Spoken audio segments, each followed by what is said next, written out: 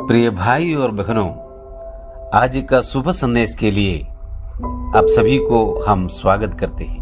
एक नूर था चमका सूली से यीशु की मृत्यु में, और जिसमें चमकेगा ये नूर निश्चय पापों से शुद्ध।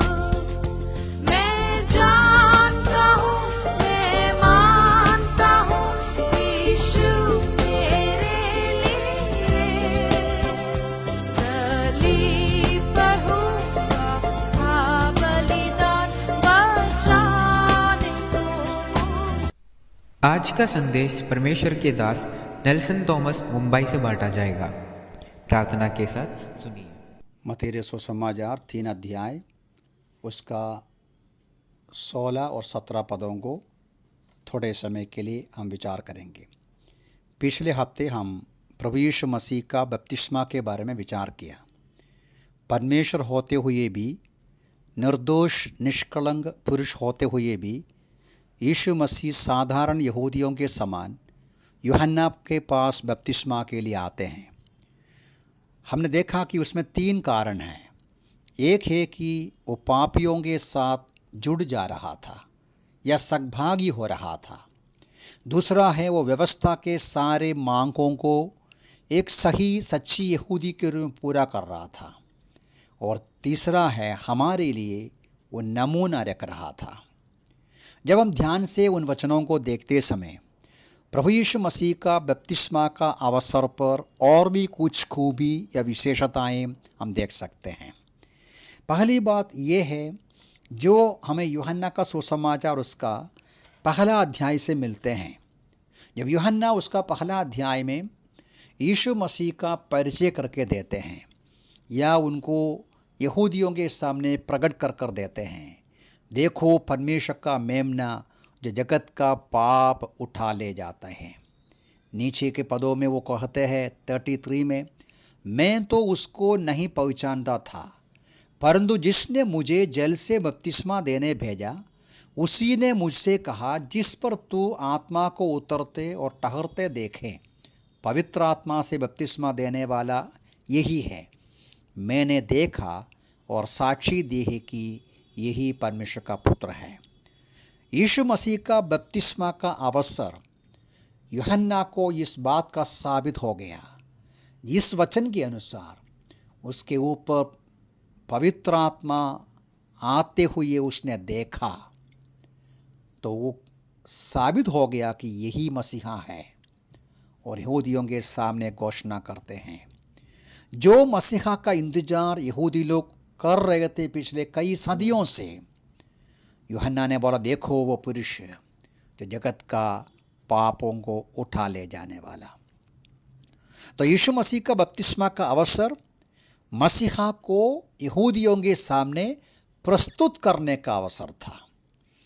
और हम बाद में पढ़ते हैं, उसके अलावा हमने देखा प्रभु यीशु मसीह का बपतिस्मा के अवसर पर उसके ऊपर पवित्र आत्मा उतरते हैं, कबूतर की भांति उतरते और ऊपर आते देखा। यीशु मसीह का आगे की सेवागाई के लिए पवित्र आत्मा का अभिषेक किया जाता है। हम लोग इस बात को देखते हैं, वो परमेश्वर होते हुए भी जब एक मनुष्य के रूप में, मनुष्य के संतान के रूप में, एक परिपूर्ण मनुष्य के रूप में रहा। जन्म से लेकर कलवरी के सूली का मृत्यु तक पवित्र आत्मा के नियंत्रण में, सामर्थ्य में, असाधारण शक्ति और सामर्थ्य और वरदान को पाते हुए प्रभु यीशु मसीह अपना कार्य किया। तो बपतिस्मा का अवसर अभिषेक का अवसर है, जो पवित्र आत्मा से अभिषेक किया गया। तीसरी मुद्दा हम यहां देख सकते हैं, प्रभु यीशु मसीह का बपतिस्मा के अवसर पर एक आकाशवाणी होते हैं। क्या आकाशवाणी है? पिता परमेश्वर कहते हैं, ये मेरा प्रिय पुत्र है जिससे मैं अति प्रसन्न हूं। पिछले 30 साल का जीवन परमेश्वर पिता ने ध्यान से जांच कर देखा।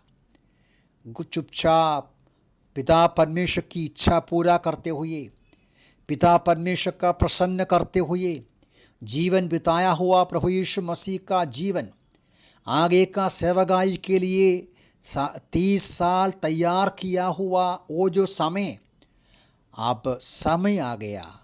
पिता ने उसका अभिनंदन किया सबके सामने। देखो ये मेरा प्रिय पुत्र है। ये क्या बड़ी आशीष है। उनका समर्थन करते हैं, उनका अनुमोदन करते हैं कि मैं इस पर अति प्रसन्न हूं।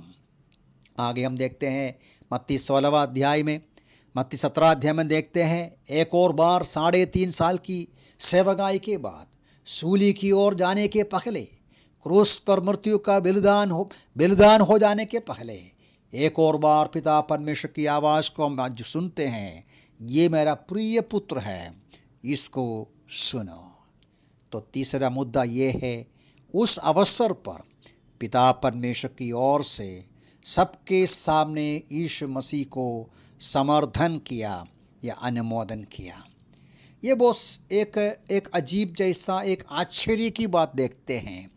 यीशु मसीह का बपतिस्मे के अवसर पर पिता, पुत्र, पवित्र आत्मा को एक साथ हम देखते हैं। स्वर्ग से आवाज करते हुए पिता और पुत्र बपतिस्मा लेते हुए नदी में या पानी में, और पवित्र आत्मा कबूतर की नाई उसके ऊपर उतरते हैं। ये ऐसा एक अवसर है जहां त्रिएक परमेश्वर एक साथ आते हैं। लूका सुसमाचार में यीशु मसीह का एक और वचन हम लोग देखते हैं।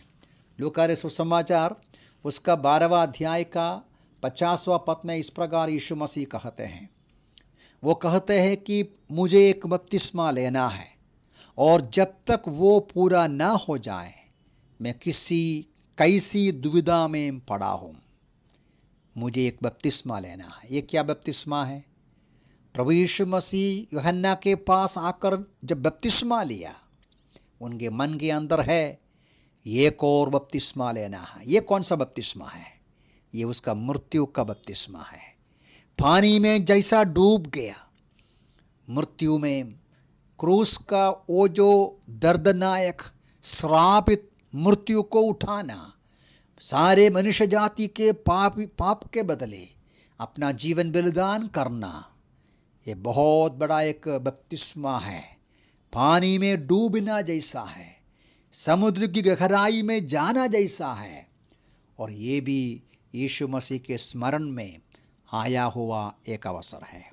3 बातें हमने देखा।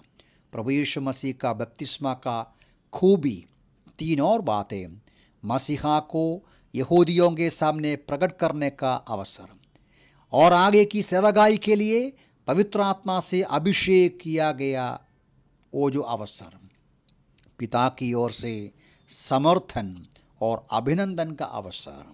उतना नहीं, आगे का उस भयंकर मृत्यु का पहचान एक बपतिस्मा के रूप में मन में विचार करने का वो जो अवसर। हम प्रभु यीशु मसीह का धन्यवाद करें, उसकी स्तुति प्रशंसा करें। पिता परमेश्वर को प्रसन्न किया हुआ प्रभु यीशु मसीह कैसा प्रसन्न किया? हमारा दर्द उठाया, हमारा श्राप उठाया, हमारे लिए मृत्यु सहा, मनुष्य का शरीर लिया परमेश्वर होते हुए भी, और कलवरी के क्रूस के मृत्यु तक अपने आप को वो शून्य कर दिया, वेदना सहा, निंदा सहा, दुख सहा। उस प्रभु की बड़ाई करें, प्रशंसा करें, उस प्रभु का हम बड़ाई करते हुए आराधना करें, उसके नाम की स्तुति करें। प्रभु के नाम की स्तुति हो।